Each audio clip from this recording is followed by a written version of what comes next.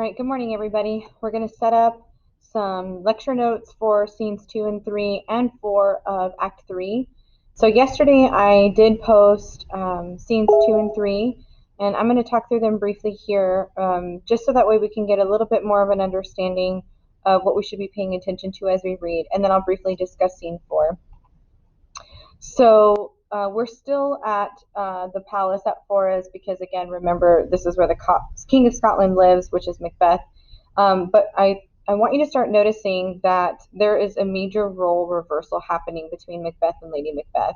And so remember at the beginning, Macbeth really considered trying to be a person of integrity, even though, he had the witch's prophecy. He was really torn between, his ambition getting the better of him and then, stepping back and doing things the right way.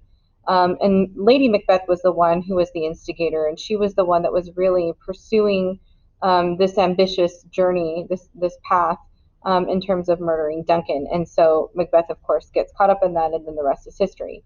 But here we also see Lady Macbeth, especially at the beginning of scene 2, she is really now, kind of almost, I would say, just indifferent at this point. She says, "What's done is done," and it's interesting that she says, it's right here on this fourth bullet point.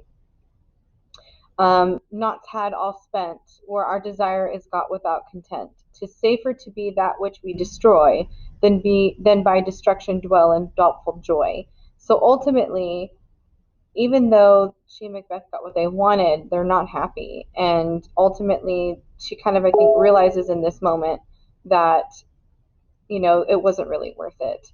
And we see allusions to this, especially when she looks at Duncan and kind of is reminiscent of her own father.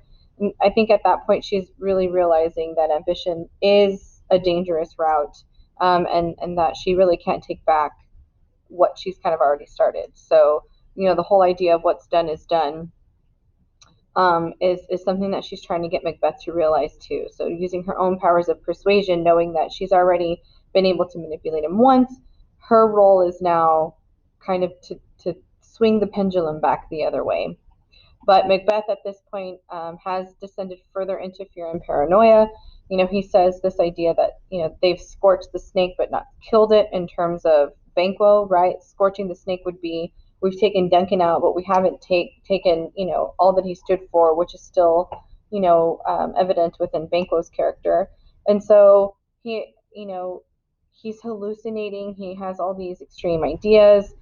He refuses to let Lady Macbeth in on the murder plot that he's already conspired with the other two, and tries to keep her innocent in that respect. And then in scene 3, we see that in terms of fulfilling the prophecy, Banquo is murdered, but Fleance gets away. We also see this introduction of a third murderer who is apparently paid to join. And so this also shows that, Macbeth is losing his mind.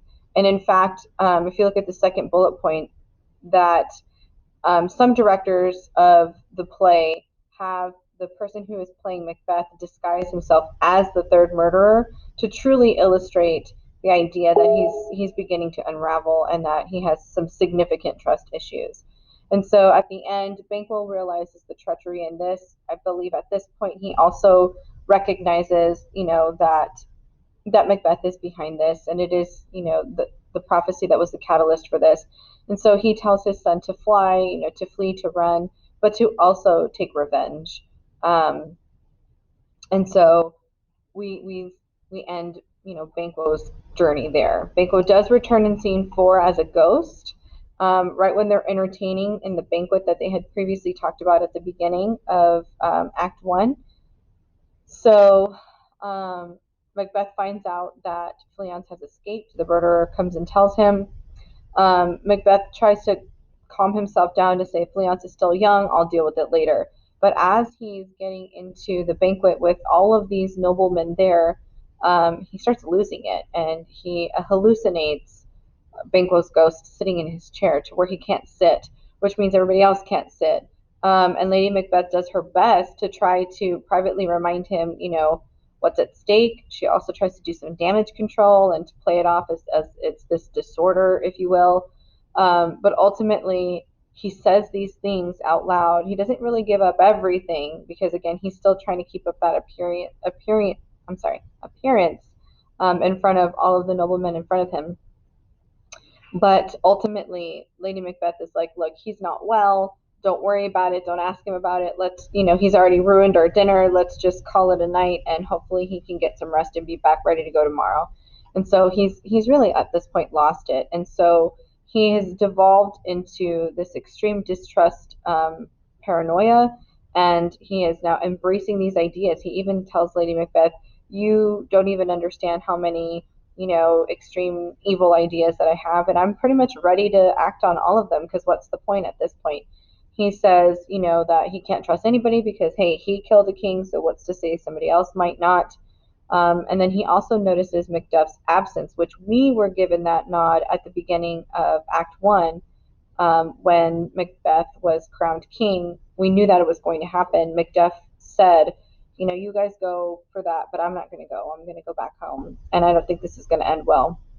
And so now he's really paranoid about that. And he's been paying people off to kind of bring him information. And so, at this point, he's acknowledged that he's done so much evil that there's no going back, right? Going back at this point to try to redeem himself would be just as hard, if not more difficult, than just going forward, right? So he's really at this extreme point in terms of climax, in terms of all of these things just kind of taking over you, and then you just can't come back from that. And if you think about people around who maybe were manipulative and then they let it get too far, and then now there's no taking people off the ledge, that's what you want to think about with Lady Macbeth's character. Okay, so remember we thought a lot of her, she was very savage, she was the master manipulator, and then now we see that there's a little bit of remorse, even though it's a little too late. She's not necessarily as passionate about her remorse as she was about her ambition, but there are multiple factors that could motivate her decisions. Remember, external factors are things that she cannot change. And so some of the things that she cannot change are her gender, the fact of the social expectations of what it means to be a wife. She cannot change the fact that Macbeth is going to go through with this or not. She can control her words and the way that she manipulates her husband, but she cannot control what he does. And she also cannot control the fact that there are certain legalities with their position as noble people, with now as a sovereign, there's expectations and duties that follow along with that. But then for her own conscience, those are changing. These external factors aren't changing, but these internal factors are. And so you might, juxtapose what would have motivated her in the beginning in terms of an internal factor has now changed. And how has that changed? So those are just some ways that I would encourage you to think about Lady Macbeth, okay?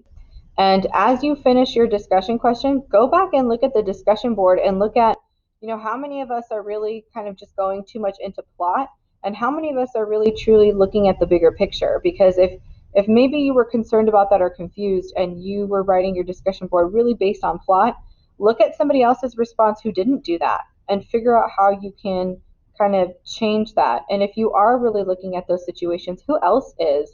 And are you picking up on some of the same details? Or are you maybe contributing something else to the conversation? But you want to start thinking about this because by Thursday, you are going to choose one of these characters to go forth with as we go through the rest of the play. All right, guys, I know that's a lot of information, so thanks for bearing with me. If you have questions, please log on and ask me. Send me a text, send me a message. And then remember, tomorrow is an early release day, so we do have an adjusted schedule for our Zoom meeting times. Remember, tomorrow is the last Zoom meeting you will have with me until next Tuesday. So it might be in your best interest to, get on and listen to the lectures, to clarify any questions that you might have going forward, or whatever you need, okay? All right, guys, have a great Tuesday, and I'll see you guys tomorrow. Take care.